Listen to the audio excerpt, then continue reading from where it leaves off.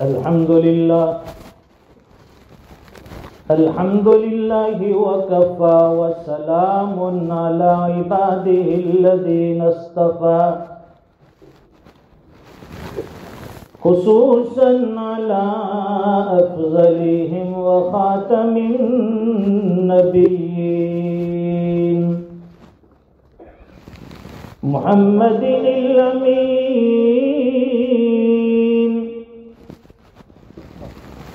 وعلى آله وصحبه أجمعين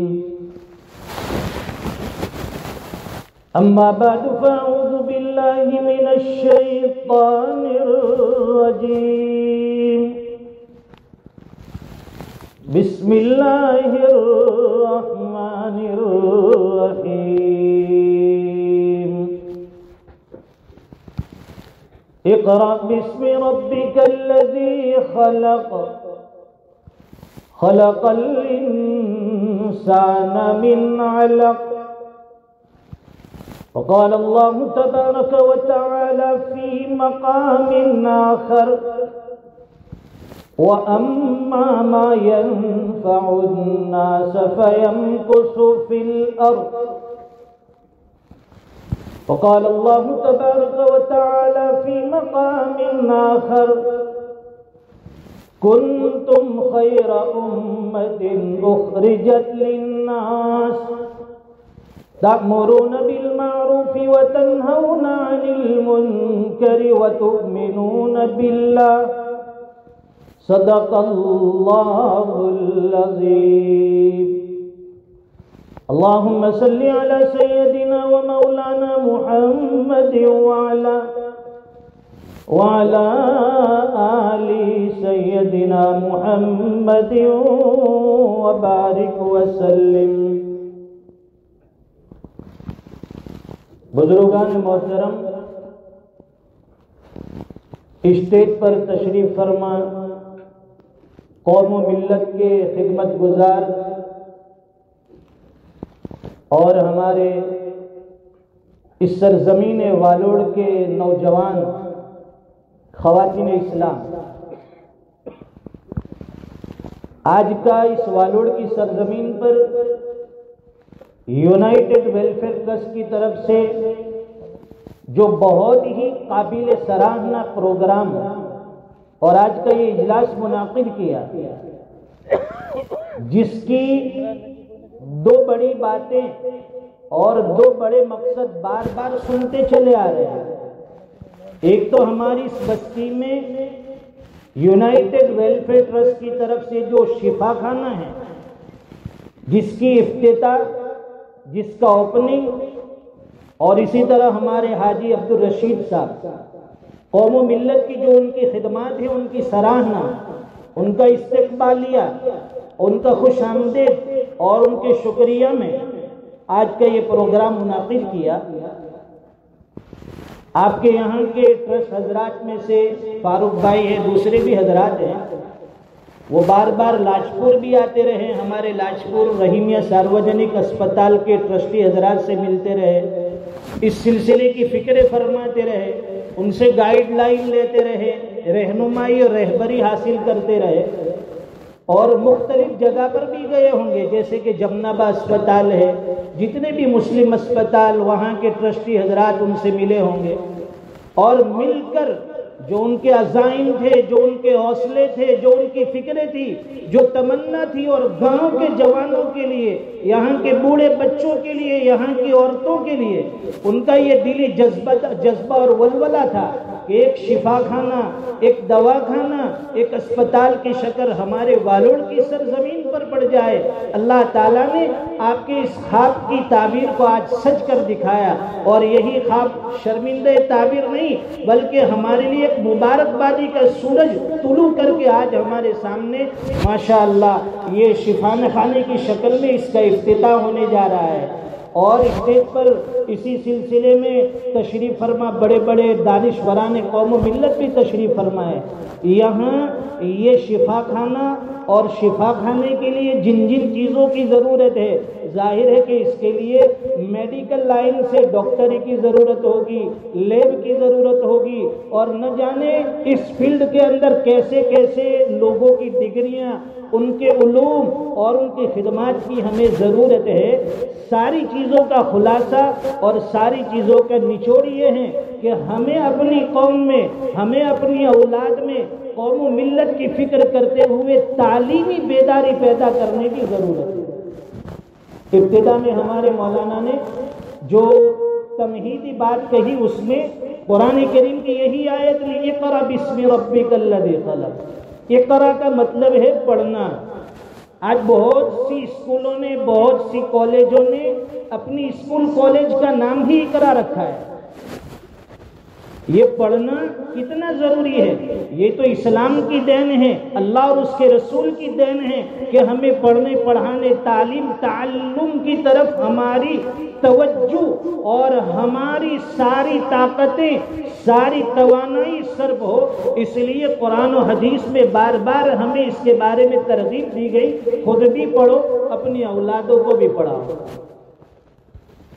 بارہا ہم نے ہوائی جہاز کے سفر میں دیکھا، ہمارے پڑوس میں اگر کوئی انگریز ہوتا ہے تو اس انگریز کے ہاتھ میں آپ دیکھیں گے کہ ایک بڑی بک ہوگی. سب کو انہوں نے بٹھا دیا، جو پائلٹ نے الاؤنس کرنا تھا کر دیا، ہوائی جہاز نے ٹیک آف کر لیا. اب کہا کہ سیٹ بیلٹ ہے، آپ کھول سکتے ہیں، اپنے کام کاج میں لگے. اب ہماری کمزوری یہ ہے، ہمارے مسلم معاشرے کی، یا یوں کہیے کہ ہمارے جیسے کم پڑھنے لکھنے والے ان پڑھ لوگوں کی کمزوری یہ ہے کہ ہم فوراً جیب میں سے موبائل نکال دیں. پہلا کام یہ کرتے ہیں کہ بھئی ہینڈ-فری کہاں ہے، باقی لوگ دوسری چیزیں مانگیں گے. ہمارا مسلمان ہوگا، وہ کہا بھائی وہ کان میں ڈالنے والا ذرا سننے والا لاؤ، یا تو وہ اسکرین کے اوپر جو ہوگا اس میں وہ مووی دیکھے گا، یا گیم کھیلے گا، یا کچھ نہ کچھ ڈرامے دیکھتا رہے گا. اور جو پڑوس میں انگریز بیٹھا ہے، آپ اسے دیکھیں گے کہ 5 گھنٹے 7 گھنٹے 10 گھنٹے کا فلائٹ ہوگا، اس کے ہاتھ میں برابر بک ہے، ایک ایک پیج پڑھتا ہے، کھولتا ہے، پڑھتا ہے. اس کی نگاہیں نہ دائیں پر جاتی ہے نہ بائیں پر جاتی ہے. اور ہماری کمزوری یہ ہے کہ ہم بار بار پڑوس والوں کو دیکھتے ہیں، پرس میں سے کیا نکالتا ہے، ادھر دوسروں کو دیکھتا ہے وہ سو کیسے رہا ہے، تیسرے کی طرف جھانکتا ہے کہ اس نے کیا لنچ میں منگوایا، اس نے کون سی چیز آرڈر کی. یہ 8-10 گھنٹے ہمارے ایسے ہی ضائع ہو گئے. اب وہ سفر کے اندر بھی کتابیں لے کر چلتا ہے، حالانکہ اس سے قرآن و حدیث کا کوئی وعدہ نہیں ہے، اللہ اور اس کے رسول کا کوئی وعدہ نہیں ہے کہ تیری تعلیم پر تجھے یہ ملے گا یا تیرے ایجوکیشن پر یہ ملے گا. ایک ایمان والے کے ساتھ تو اللہ اور اس کے رسول کا وعدہ ہے. دنیا میں پڑھتے جاؤ، پڑھاتے جاؤ، دنیا بھی تمہاری، آخرت بھی تمہاری، کامیابی تمہارے قدم چوم لے گی. اس لیے فرمایا اقرأ بسم ربک الذی خلق. اب تعالی شانو فرماتے ہیں کہ پڑھیے بسم ربک الذی خلق، تیرے رب کے نام سے جس نے پیدا کیا. کسے پیدا کیا؟ اے انسان تجھے بھی پیدا کیا، زمین و آسمان کو پیدا کیا، چاند سورج ستارے سیارے پہاڑ نادی نالے، یہ کائنات کے ذرے ذرے کا پیدا کرنے والا صرف اور صرف ایک اللہ ہے، ایک خالق ہے، ایک مالک ہے. خلق الانسان من علق. یہ پڑھنے کا تعلق جو ہے، آدمی جب پڑھتا ہے، پڑھتے پڑھتے ایجوکیشن میں علوم دینیہ ہو یا عصری علوم ہو، وہ اتنا آگے بڑھتا ہے، ایک مقام پر جا کر لوگ اس کا استقبال کرتے، ویلکم کرتے، سلام ٹھوکتے. تو جب لوگ بہت زیادہ کسی کی عزت افزائی کرتے ہیں، بہت زیادہ رسپیکٹ دیتے ہیں، تو فرماتے کہ اس کے اندر کہیں تعلی نہ آ جائے، اس کے اندر کوئی بڑائی نہ آ جائے، غرور نہ آ جائے. اس لیے دیکھا ہوگا کہ شیطان کے پاس بہت علم تھا، بہت بڑا عالم تھا، ملائکہ کا سردار تھا، اتنا علوم اللہ نے دیا تھا۔ بہت زیادہ علم آ جانا یہ بھی ہضم نہیں ہوتا، آدمی کے اندر تعلی کبر آتا ہے، اپنے آپ کو بڑا سمجھنے لگتا ہے۔ اس لیے اللہ تعالیٰ نے فوراً دوسری آیت میں فرمایا خلق الانسان من علق، اے انسان کہیں تو اپنے آپ کو بڑا نہ سمجھ لے، تیری کھوپڑی میں غرور نہ آ جائے، ذرا اپنی حقیقت سوچ لے، گندے خون سے ہم نے تجھے پیدا کیا ہے، ناپاک خون، کپڑے پر لگ جائے کپڑا ناپاک، جس حصے پر لگ جائے دھونا پاک کرنا ضروری۔ اور پھر فرمایا اقرا وربک الاکرم، پڑھ تیرا رب بڑا کریم ہے۔ یہ استاد کے لیے، یہ ایک معلم کے لیے، ایک مربی کے لیے ضروری ہے کہ جب وہ پڑھانے بیٹھے گا تو اس کے اندر کریمانہ صفت کا ہونا ضروری ہے۔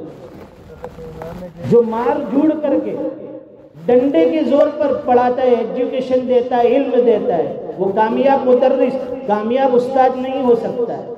علم آتا ہے کریمانہ صفات سے، اخلاق سے، شفقت سے، محبت سے، پیار سے۔ آپ نے دیکھا ہوگا، میں نے بارہا دیکھا ہے بیرون ملک کے اندر، اسکولوں کے اندر بچوں کو کبھی ڈانٹا نہیں جاتا۔ وہ دیکھتے ہیں جو ٹیچر ہوتا ہے یا جو پڑھانے والے ہوتے ہیں ان کا کام یہ ہے پڑھا دینا۔ اب اس میں ایک آدمی لکھتا ہوگا، دوسرا چھیڑ خانی کرتا ہوگا، تیسرا اٹھ کے پیشاب کے لیے جائے گا، وہ کبھی کوئی لفظ نہیں کہے گا، کیونکہ ان کا کام ہے پڑھانا۔ اس میں جو پڑھنے والے بچے ہیں پڑھ لیں گے، اور یہ علم جو ہے یہ لکڑی کے زور پر نہیں آتا۔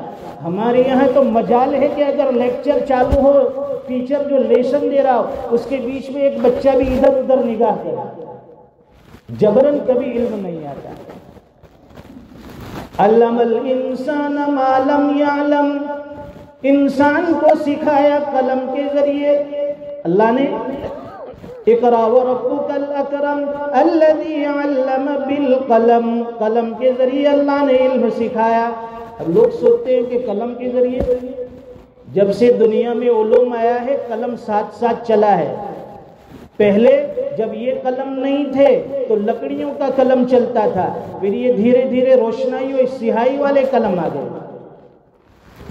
اب یہ موجودہ دور میں سائنس نے ترقی کی، ہر اعتبار سے ترقی ہوئی، اور کمپیوٹر ایجاد ہو گیا، انٹرنیٹ آ گیا۔ اب ساری چیزیں کمپیوٹر کے اوپر لوگ لے رہے، فائل بنا رہے اور اس کے اندر اس کو سیو کر رہے۔ لیکن دیکھیے قلم کتنا ضروری ہے، جو چیز قلم سے لکھی جاتی ہے وہ محفوظ رہتی ہے۔ آپ نے کمپیوٹر میں سیو کیا ہے ٹھیک ہے، لیکن وہ ہر جگہ آپ کو کام نہیں دے گا۔ اگر بجلی چلی گئی آپ محتاج ہیں، کچھ کام نہیں کر سکتے۔ اگر کمپیوٹر میں ہے کسی طرح سے ڈیلیٹ ہو گیا کوئی کام کا نہیں رہا۔ اب یہ کاغذ اور قلم سے لکھی ہوئی چیز یہ ہمیشہ محفوظ رکھتی ہے، اس کے لیے بجلی کی ضرورت نہیں، اس کے لیے انٹرنیٹ کی ضرورت نہیں۔ اس لیے اللہ نے انسان کی آسانی کے لیے جو چیز اتار دی یا جو چیز بتا دی وہ دنیا کا ہر انسان حاصل کر سکتا ہے۔ یہ کمپیوٹر ہر آدمی نہیں خرید سکتا ہے، انٹرنیٹ ہر آدمی نہیں چلا سکتا، لیکن کاغذ قلم ہر آدمی کے پاس ہوتا ہے۔ 2 روپے کا قلم مل جائے گا، 5 روپے کا مل جائے گا، اور اس کے ذریعے سے وہ لکھنا پڑھنا شروع کرے گا، اس سے علم حاصل کرے گا۔ یہی وہ علم ہے جو انسان کو جہالت کی گمراہی سے نکال کر ہدایت تک اور ناکامی سے نکال کر کامیابی تک پہنچاتا ہے۔ کوئی بھی علم ہو، چاہے دین کا ہو یا دنیا کا ہو، انسان کو کبھی وہ ناکارہ نہیں کرتا، کہیں نہ کہیں اسے کام میں لگا دیتا ہے۔ تو آج کے اس اجلاس میں ایک تو ایجوکیشن کے ذریعے ہمارے بچوں کے اندر جو تعلیمی بیداری آئے، ہمیں اچھے ڈاکٹر کی ضرورت ہے، اچھے وکیل کی ضرورت ہے، پڑھے لکھے لوگوں کی ضرورت ہے۔ جہاں علم ہوگا جہالت کم ہوگی، جہاں جہالت کم ہوگی وہاں فتنے اور جھگڑے کم ہوں گے۔ بڑے قابل مبارکباد ہے آپ کے یہاں والوڑ کے جوان اور ہمارے یہ ٹرسٹی حضرات کہ جنہوں نے آپ کے لیے ایجوکیشن کا بھی انتظام کیا اور ساتھ میں کلینک کی شکل میں دواخانے کی بھی ابتدا کی۔ مولانا نے پہلے ابتدا میں بتایا کہ شفا خانہ جو ہے اس کے اندر علاج معالجہ کروانا سنت نبوی، لیکن میں یہ کہتا ہوں کہ ساتھ ساتھ میں ایک چیز اور بھی بتاتے چلے کہ بھائی کم کھانا پینا بھی یہ سنت ہے۔ ایسا نہیں کہ گلے تک کھا کر ہضم نہ ہو پھر ڈاکٹر کے پاس جائے، پھر کلینک میں آئے کہ بھائی بہت کھا لیا ہضم نہیں ہو رہا ہے، تو یہ سنت بھی ساتھ میں بتا دینی چاہیے کہ کم کھائیے کم پیئے۔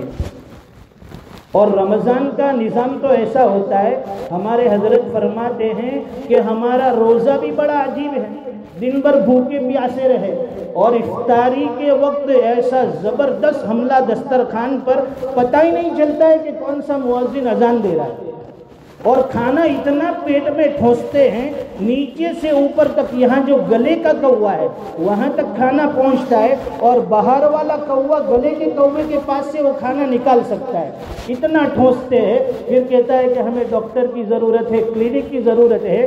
تو جہاں شفا خانے میں علاج کرانا سنت ہے، وہاں پرہیز کرنا، کھانے پینے میں کنٹرول کرنا، یہ بھی سنت رسول ہے۔ آدمی کم کھائے گا کم پیے گا، دوا کھانے جانے کی ضرورت نہیں۔ اور ہمیں آج دعائیں کرنی ہے کہ اللہ تعالیٰ اس شفا خانے میں جتنے بھی لوگ آئے علاج کے لیے اس کو مکمل صحت شفا دے۔